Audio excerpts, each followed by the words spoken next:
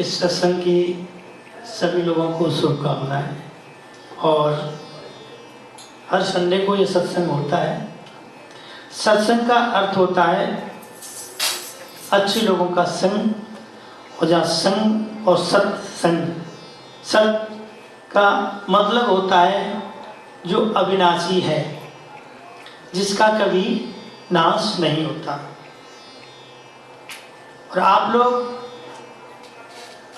ऐसे प्रांगण में आके बैठते हैं, यहाँ से आपको पॉजिटिव एनर्जी मिलती है। यहाँ जिसकी जैसी आदत होती है, मन की स्थिति बन जाती है। एक कथा के माध्यम से आपको मैं सुंदर वाणी में बताता हूँ। भगवान की ही सुंदर वाणी है, भक्तों की सुंदर वाणी है, और भगवान भी भक्तों के लिए तरसते हैं। और कैसे भक्त हों?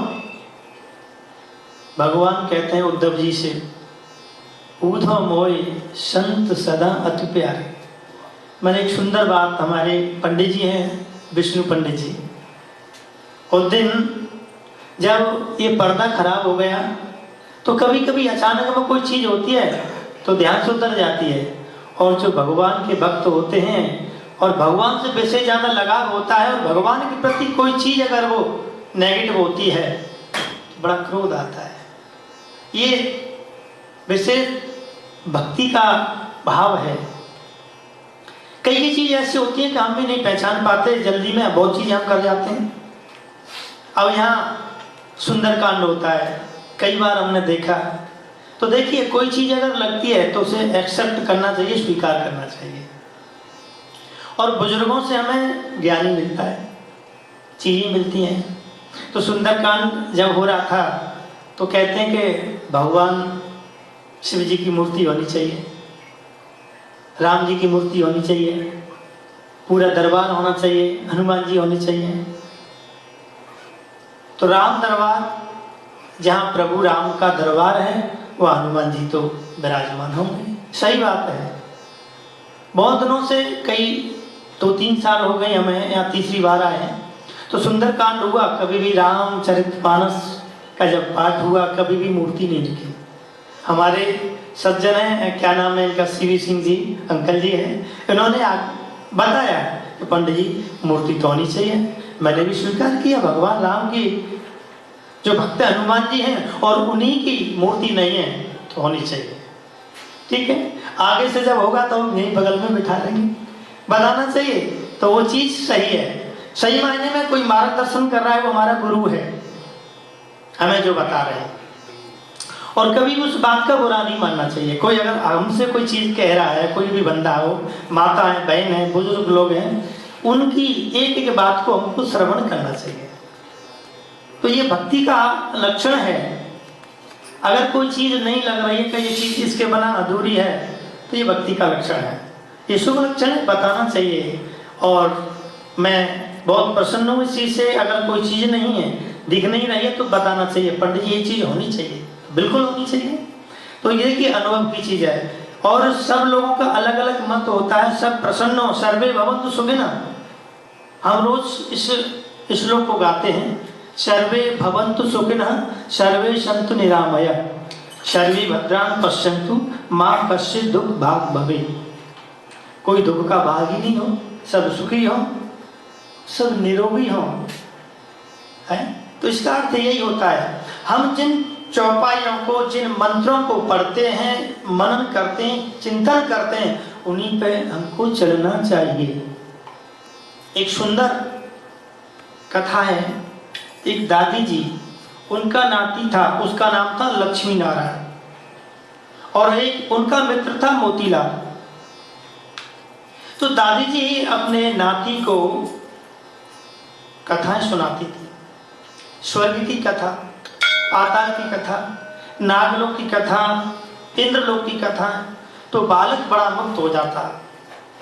हमारे बुजुर्ग, हमारी माता पिता हमें अपने बगल में लिटा करके भगवान की कथाएं सुनाते हैं, तो भाव बढ़ता है, भगवान के प्रति प्रेम बढ़ता है।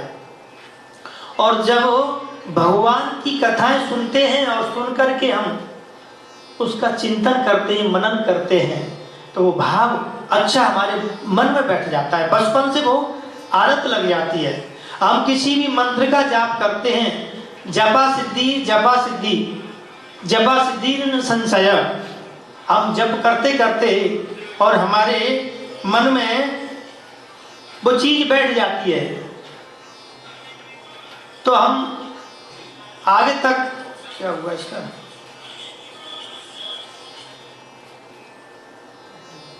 कोई वृंदावन बिहारी लाल की।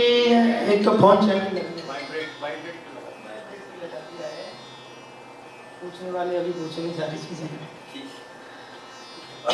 बोली कृष्ण कन्हैया लाल की जय। तो दादी जी सुंदर सुंदर कथा सुनाती, तो स्वर्ग की कथा जब सुनाती तो बालक रोने लगता, दादी जी मैं स्वर्ग देखूंगा। दादी जी ने कहा बेटा ऐसे स्वर्ग नहीं देख सकते, स्वर्ग तो वो ही देखता है जो पुण्य अर्जित करता है। अब तो बालक को डेली कथा सुनाया करें और बालक रो रो करके रोजाना सो जाया करें, मैं स्वर्ग देखूंगा स्वर्ग देखूंगा। और ध्यान देना स्वर्ग कहाँ पर है और स्वर्ग से आए हुए प्राणियों के चिन्ह क्या क्या होते हैं। वैसे मैं बता चुका हूं, फिर भी आप याद करिए कि हम स्वर्ग से आए हैं या नरक से आए हुए।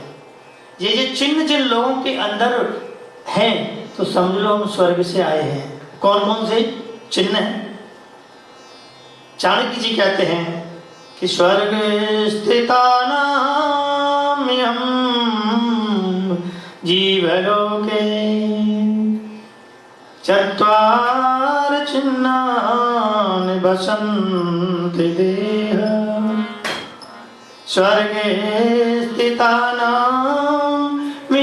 जीवलोके चत्वार चिन्हानि वसन्ति देह।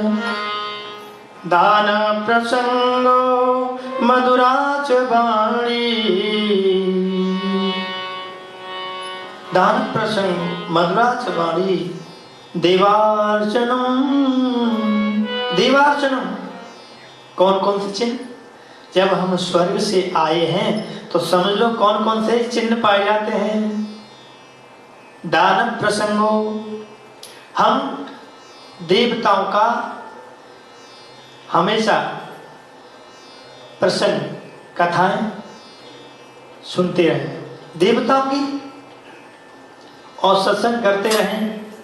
नित्य मंदिर में जाएं, और नित्य मंदिर में ना जाएं तो हफ्ते में तो एक बार जरूर जाएं, तो समझ लो ये प्राणी स्वर्ग से आया है। पहला सत्संग करे तो समझ लो ये स्वर्ग से आया है। दूसरा सज्जन पुरुषों की संगति करे और अपने बुजुर्गों की सेवा करे तो समझ लो ये स्वर्ग से आया है। और मीठी बोली बोल करके, चाहे कितनी भी बुरी बात हो, उस बात को बड़े प्रेम से मीठी वाणी में बोले तो समझ लो ये स्वर्ग से आया है। कभी कभी ऐसी बात होती है कि कोई अच्छी भी बात हम क्रोध में और कड़वी तेजना में बोलते हैं तो अच्छी बात भी हमारी बुरी लग जाती है। तो मिस्टर प्रिय, मीठा बोलने वाला, जब कोई बात करे तो ऐसा लगे भैया ये तो बहुत अच्छा है, इसके साथ बात करने में बड़ा अच्छा लगता है, ऐसा आदमी तो रोज मिले हमें, तो समझ लो हम स्वर्ग से आए हैं। और अपने देवताओं का, अपने पितृश्वरों का पूजन करे, तर्पण करे और दान करे तो समझ लो ये स्वर्ग से आया है। कई लोग अरे दान करने से हमारा धन घट जाएगा, तो ध्यान देना दान करने से रुपया तो जाता है लेकिन लक्ष्मी नहीं जाती। लक्ष्मी तो आपके साथ रहती है।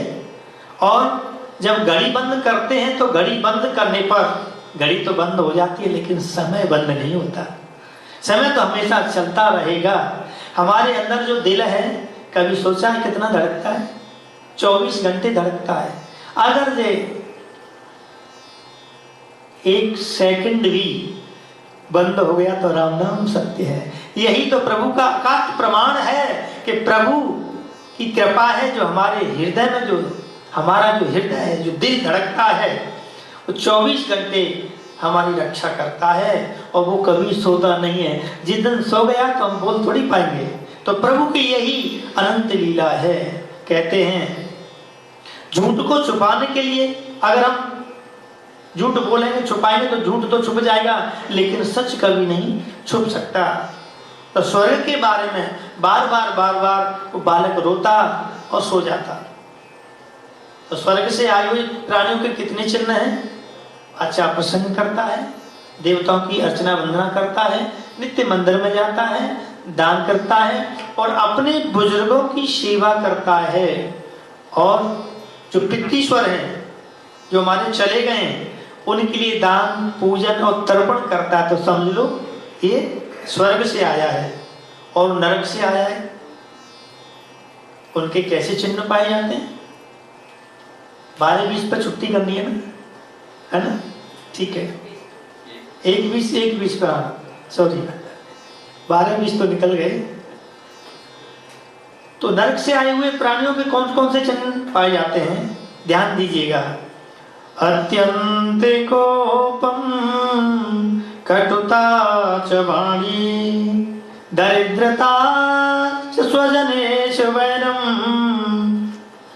भयंकर क्रोधी होगा, बात बात पे लड़ने के लिए तैयार हो जाए, क्रोध करे तो समझ लो ये नरक से आया है। और दरिद्रता, गरीबी इतनी होगी कि लाले पड़ेंगे खाने के, समझ लो ये नरक से आया है।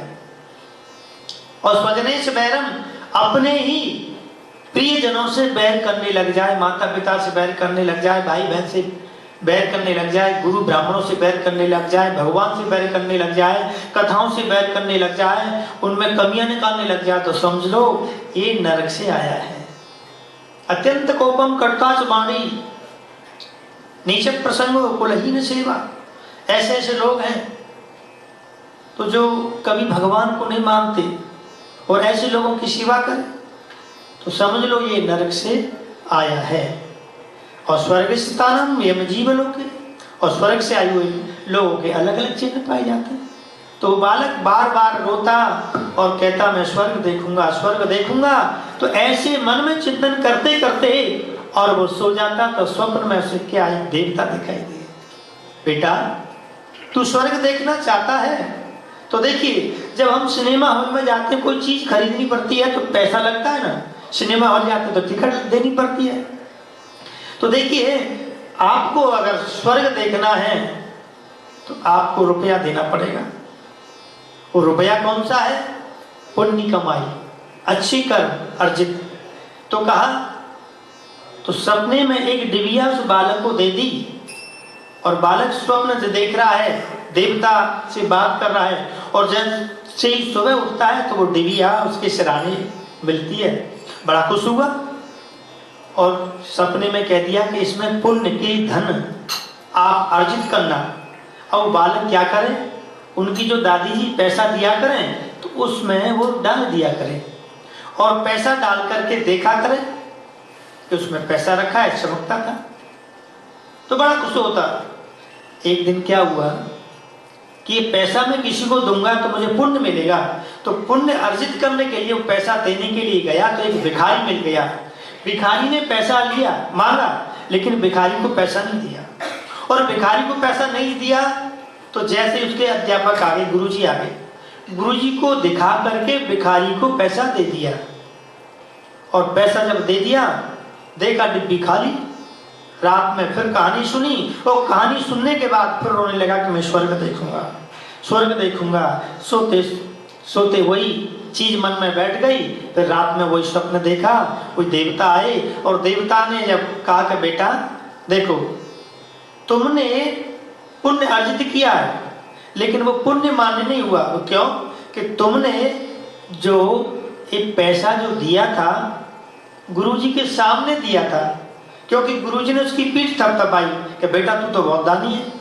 जब हम दान करते हैं और दान जब किसी को दिखा के करते हैं कि हमें प्रशंसा मिले, हमारी बुरी बुरी प्रशंसा हो, तो समझ लो वो दान नहीं मिलता, फल नहीं मिलता। उस दान का फल बिल्कुल नहीं मिलेगा। दान तो हमेशा छुपा करके करना चाहिए, और पाप बन जाए तो पाप को हमेशा उजागर करना चाहिए। भैया हमसे पाप बन गया है, पाप को उजागर करेंगे तो पाप निकलेगा, और पुण्य को छुपाएंगे तो पुण्य आपका छुपेगा। तो आजकल होता क्या है, लोग पुण्य को तो बहुत दिखाते हैं और पाप को छुपाते हैं, तो बस पाप ही पाप छुप करके जाता है। अब जैसे ही देवता ने कहा कि बेटा तेरी डिबिया खाली हो गई है, क्योंकि इसमें पुण्य नहीं है, क्योंकि तूने प्रशंसा की, चाहना की थी, और जब इसमें तो व्यापार होता है, आपने तो प्रशंसा की। अब तो बालक ने रात में ही भगवान से बात की कि आगे मैं पुण्य अर्जित करूंगा। फिर सुबह हुआ, सुबह उठ करके फिर उनकी दादी जी ने 2 आने पैसे दिए और वो डिबिया में रख दिए और खेलने चला गया। और जब खेलने के लिए गया, याद भगवान की आ रही थी, हे प्रभु मेरे पुण्य अर्जित कैसे हो। भगवान से प्रार्थना करते हैं वो बालक, जग में दिल नहीं लगता रे मोहन, आना है तेरी नगरी। जग में दिल नहीं लगता रे मोहन, आना है तेरी नगरी।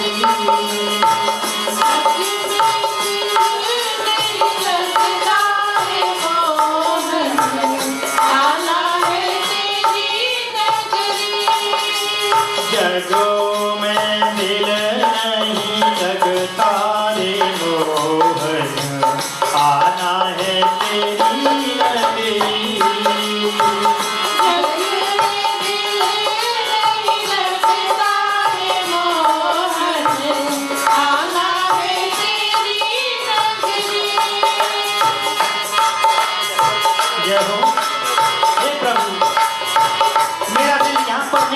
स्वर्ग लोक में बुला लो, प्रार्थना करता है प्रभु से, ये संसार कैसा है, ये माया कैसी है। जग में माया ओ अंधियारो, जग में माया ओ अंधियारो, जग में माया का अंधियारो,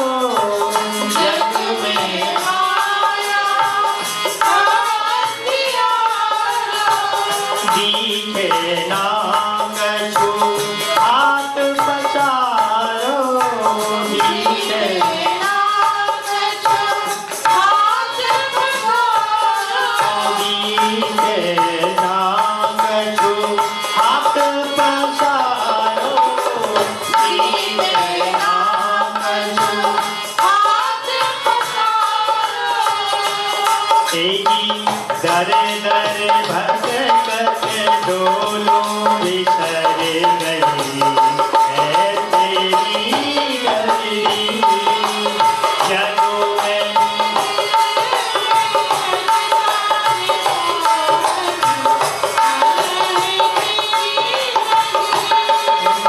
जगों में दिल नहीं लगता रे मोहन, आना है तेरी नगरी।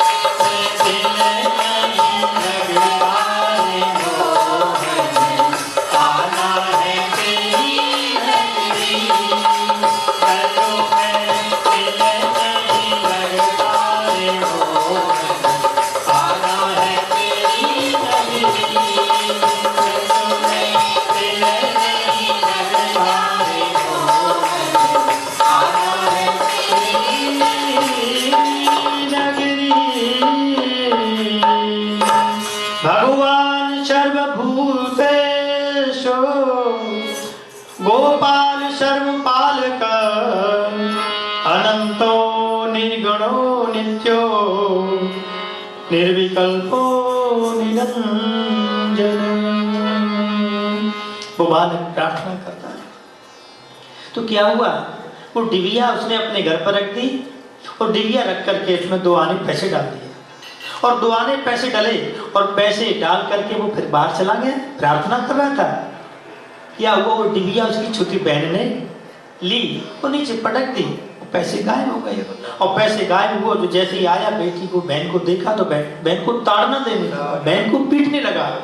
और बहन को जब पीटने लगा तो फिर और पुण्य उसके नष्ट हो गए।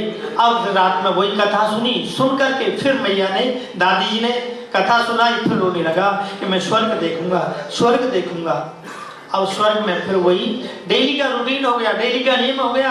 देवता आते और देवता उसको समझा कर दे जाते। अब वो रो रहा है, देवता है, कहा कि बेटा तूने अपनी बहन को परेशान किया है, पुण्य अर्जित नहीं किया, दुख दिया बहन को तो पीड़ा ली। कहते हैं पुण्य कर्मों की जो कमाई है वो आपने नहीं ली, आपने बहन को भी परेशान किया। अब तो बड़ा दुखी हुआ, रोते रोते पूरी रात निकल गई। सुबह जैसे उठा तो वो डिबिया सराने फिर बैठा हुआ, फिर नित्य अपना नियम करने लगा। फिर उनकी दादी जी ने फिर 2 आने पैसे दिए और जैसे ही वो अपने मित्र के पास मिलने गया तो मित्र बीमार।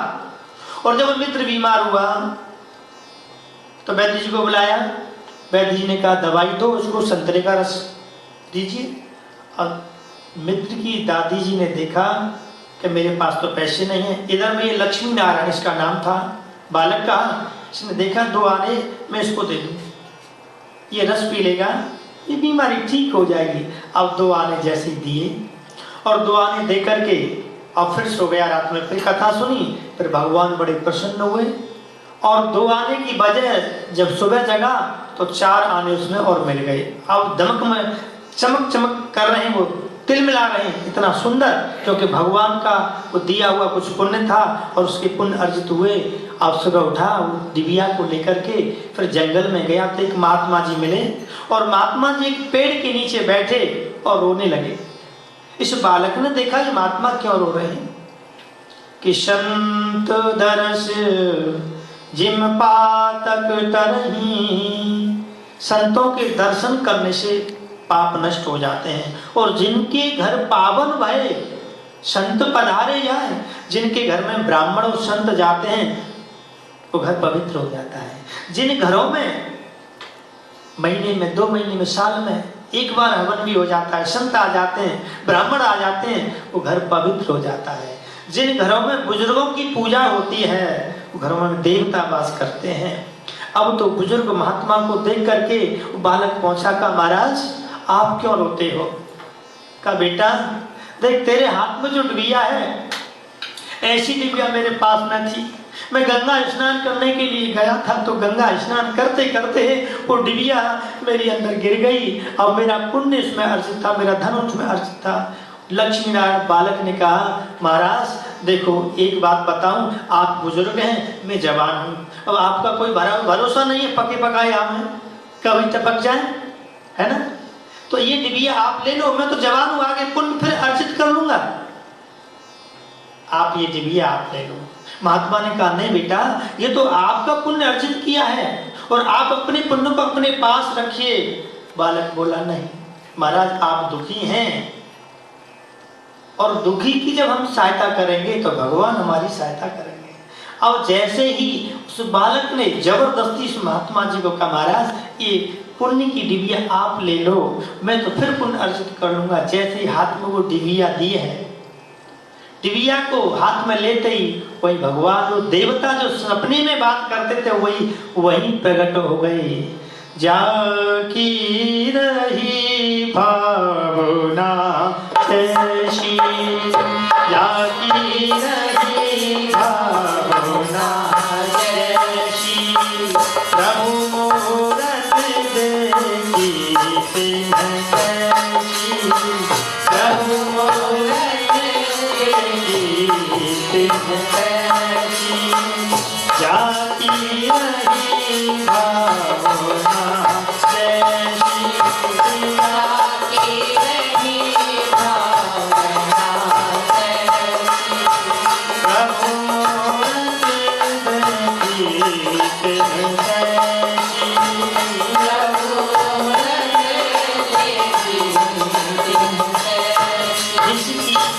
जैसी भावना होती है उसी भावना से वही भगवान प्रकट हो जाते हैं। एक नाथ जी महाराज थे, गंगा का जल लेकर के जब आ रहे थे शिव जी पर चढ़ाने के लिए, तो ध्यान देना कितने पैदल चले, फोड़े पड़ गए, घाव हो गए, और वो शिव जी पर जब रामेश्वरम पर जल चढ़ाने के लिए जा रहे थे तो रास्ते में एक गधा तड़प रहा था, और जब गधा तड़प रहा था तो बहुत बेचैन हो गए एक नाथ जी। उन्होंने देखा ये गंगा जल में भगवान रामेश्वर जी पे, भगवान भोलेनाथ जी पे चढ़ाऊंगा, अब क्या करूं, दुविधा की स्थिति है, अब ये प्यासा तड़प रहा है। तो अब जैसे ही वो गंगा जल क्या किया, उस गधे के मुख में डाल दिया, और जैसे ही डाला तो वही भगवान भोलेनाथ प्रकट हो गए। आशुतोष भगवान भोलेनाथ तुरंत प्रसन्न हो गए। तो कहते हैं जैसी भावना जब हम दृढ़ करके रखेंगे तो भगवान वहीं प्रकट हो जाएंगे। एको हम पश्यामी, ये एक ही अनेक रूप में हो जाते हैं। क्योंकि कई लोग पूछते हैं पंडित जी एक बात बताओ, भगवान तो एक ही है लेकिन इन्होंने अनेक रूप क्यों ले लिए? तो ध्यान देना, किसी को मुंह की दाल अच्छी लगती है, किसी को बैंगन अच्छा लगता है, किसी को रसगुल्ला अच्छा लगता है, किसी को रसमलाई अच्छी लगती है, किसी को कन्हैया जी अच्छे लगते हैं। जो कन्हैया जी जिनको अच्छे लगते हैं वो अपने कन्हैया जी के गुण गाते हैं, जिनको भोलेनाथ अच्छे लगते हैं तो अपने भोले बाबा के गुण गाते हैं, और जिनको राम जी अच्छे लगते हैं वो राम जी के ही गुण गाते हैं। जिसकी भावना जिसमें रम जाए उसको वैसा ही फल मिलता है।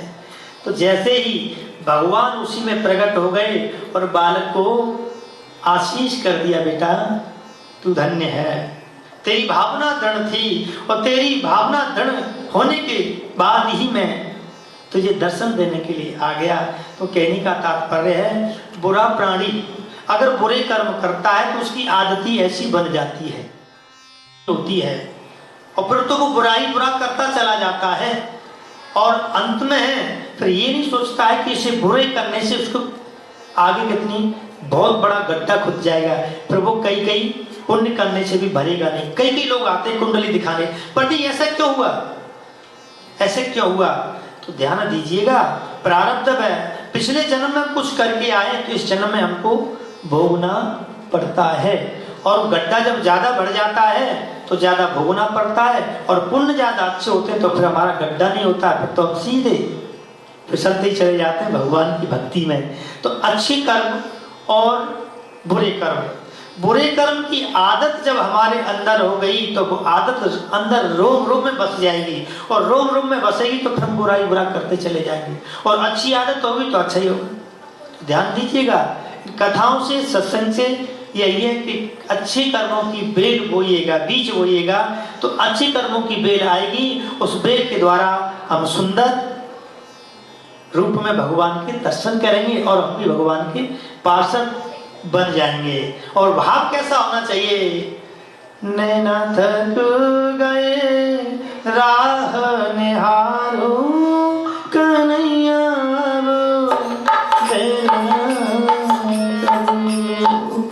ऐसी राह बाट निहोरे, ऐसी राह में बैठ करके इंतजार करें, हे प्रभु नैना थक गए राह निहारे कन्हैया अब देर न करो, नैना थक गए राह निहारे कन्हैया नैना थक गए राह निहारो कन्हैया देर न करो, नैना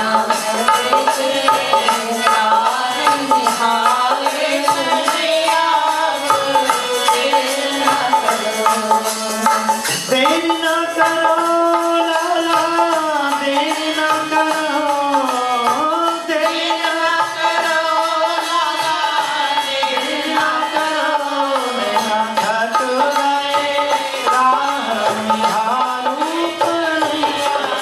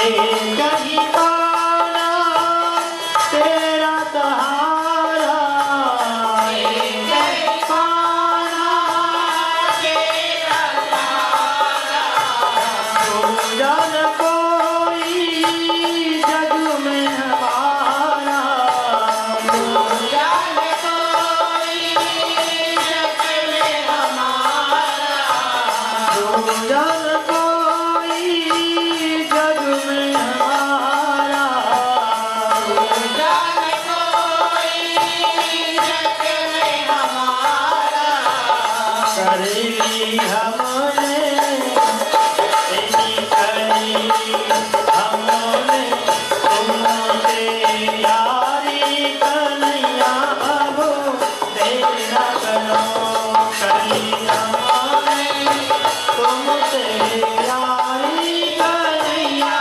अब देर न करो, नैना तक दारू कन्हैया, अब देर न करो, नैना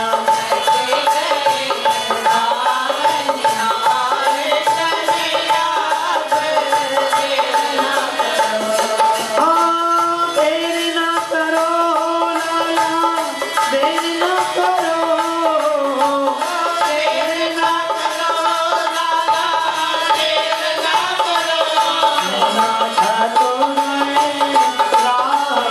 दारू कन्हैया, अब देर न करो, नैना ठाकुर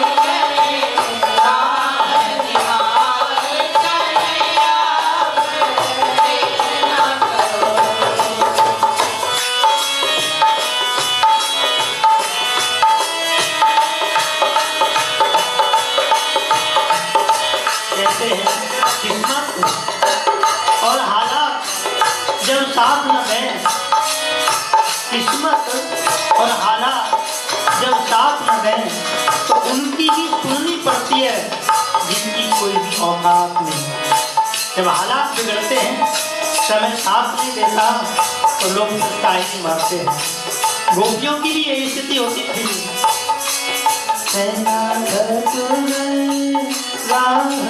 हारू कन्हैया, अब देर न करो, नैना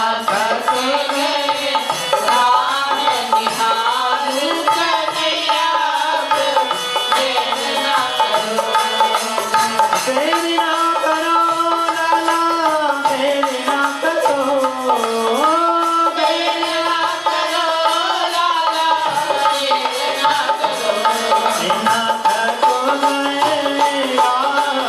हारू कन्हैया, देर न करो, नैना ठाकुर हारू कन्हैया, देर न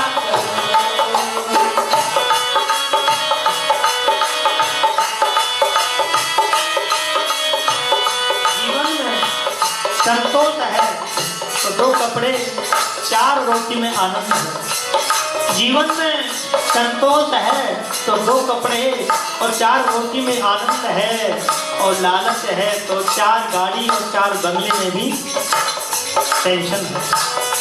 जब संतोष नहीं है, लालच है तो 4 गाड़ी भी हो, 4 बंगले भी हो, फिर भी मानव को टेंशन लगी है। अरबों खरबों की संपत्ति पड़ी है, फिर भी टेंशन है। लेकिन भगवान की भक्ति और भगवान की सानिध्य में पहुंचने से ये सब फीके ही फीके लगते हैं। हृदय में पूजूं नित मैं ध्याऊं, हृदय में पूजूं नित मैं ध्याऊं, हृदय में पूजूं नित मैं ध्याऊं, हृदय में पूजूं नित मैं ध्याऊं, सबसे पहले श्याम मना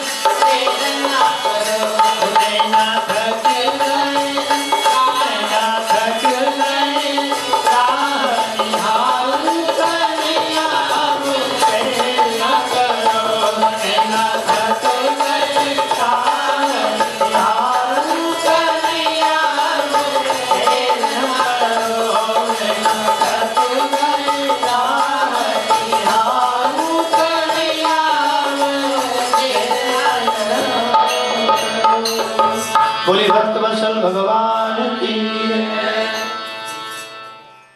कृपा से पंगु गरिलं रंग चले सर छतर धराए बहरो सुने मूक पुनि बोले अंधे को सब कुछ दर्शाए सूरदास करुणा में सोनी जिन बंधु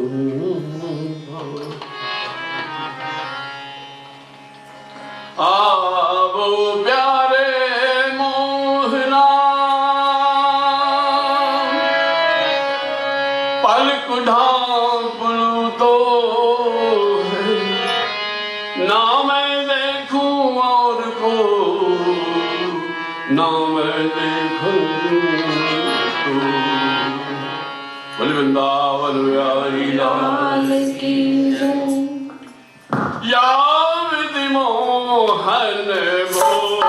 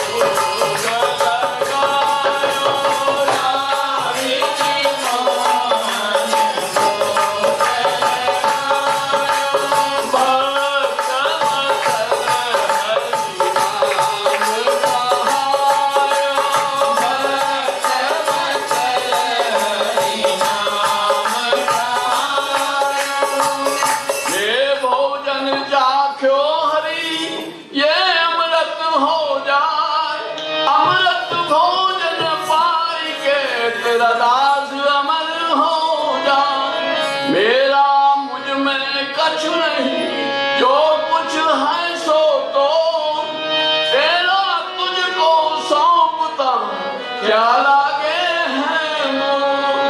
ना कुछ किया न कर सकूं, ना कुछ करने योग, जो कुछ किया प्रभु आप किया, आप ही करने हो। दर्श दयो महाराज,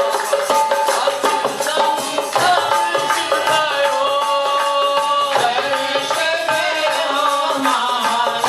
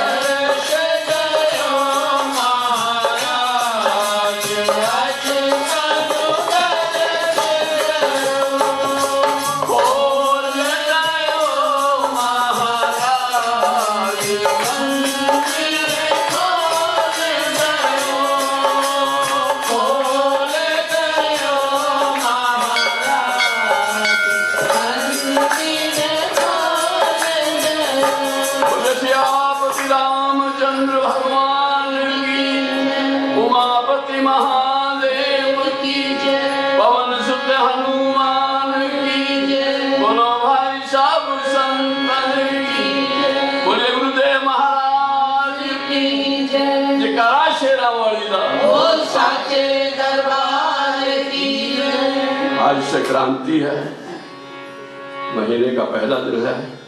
आप सबको भगवान इसी प्रकार मंदिर में आने की क्षमता प्रदान करते रहे, पुण्य प्रदान करते रहे, यही भी ईश्वर से प्रार्थना है। बोले वृंदावन बिहारी लाल की